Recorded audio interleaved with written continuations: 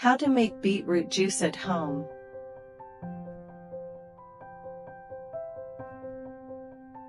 First, start by washing the beetroots thoroughly under a running water or soaked with salt for 10 minutes. After washing the beetroot thoroughly, then you have to cut off the leaf and chop into pieces. This process would help to ease the workload for the blender, but if you are using juicer then it is a different matter. Please, don't forget to wash your blender thorough and add water into the blender. Set up your blender. Blend the chopped beetroot properly and sip the beetroot juice into a glass cup.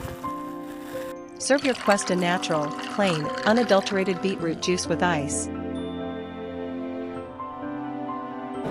Your quest would thank you for it. The nourishment that comes with beetroot is top-notch. Thank you.